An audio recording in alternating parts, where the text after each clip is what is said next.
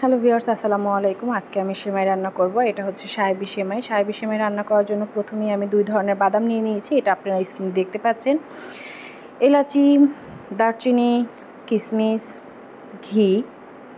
আমি এখানে এটা আড়ং ঘি নিয়েছি। আপনারা চাইলে যে কোনো ঘি ব্যবহার করতে পারেন। চিনি, সাথে আছে ডেনিশ কন্ডেন্স মিল্ক। আর এই সেমাইটা হচ্ছে এইভাবে স্টিক সেমাই দিয়ে রান্না করতে হয়। আপনারা চাইলে যে কোনো ব্র্যান্ডের স্টিক সেমাই নিতে পারেন, তবে কিন্তু লাচ্চা সেমাই দিয়ে এটা ভালো হয় না। এরপরে আমি নিয়ে নিয়েছি একটা হাঁড়ি আর দিয়ে দিচ্ছি পরিমাণ মতো ঘি।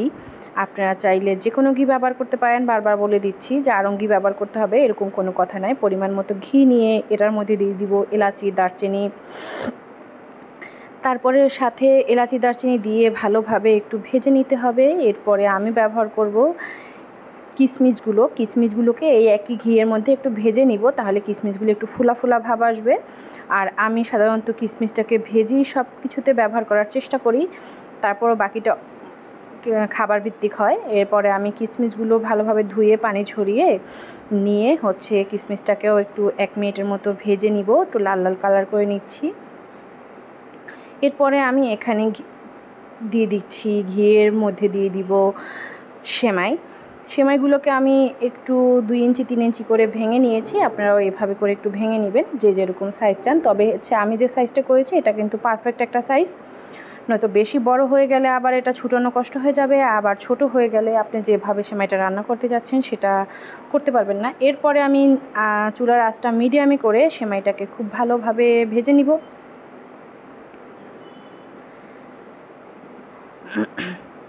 নেড়ে চেড়ে খুব ভালোভাবে সেমাইটাকে ভেজে নেওয়ার চেষ্টা করছি। আর দেখেন কিশমিশগুলো কি সুন্দর লাল কালার হয়েছে। আর এই সেমাইটা কিন্তু সবাই খুব বেশি পছন্দ করেছিল।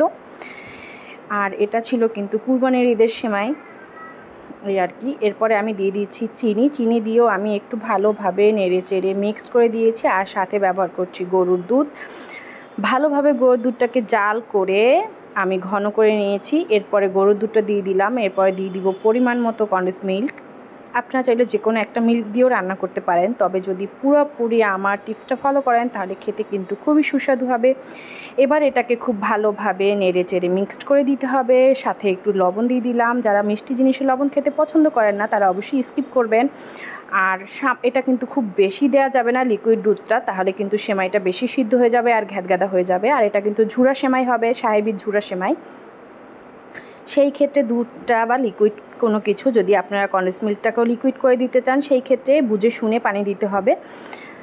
এই যে হয়ে গেছে, আমি আস্তে আস্তে করে মিডিয়াম আঁচে সেমাইটাকে রান্না করে নিয়েছি। এরপরে একটা প্লেটে বা বাটিতে ঢেলে নিয়ে সেমাইটাকে একটু ঝুরঝুরা করার জন্য একটু ঠান্ডা করে নিব।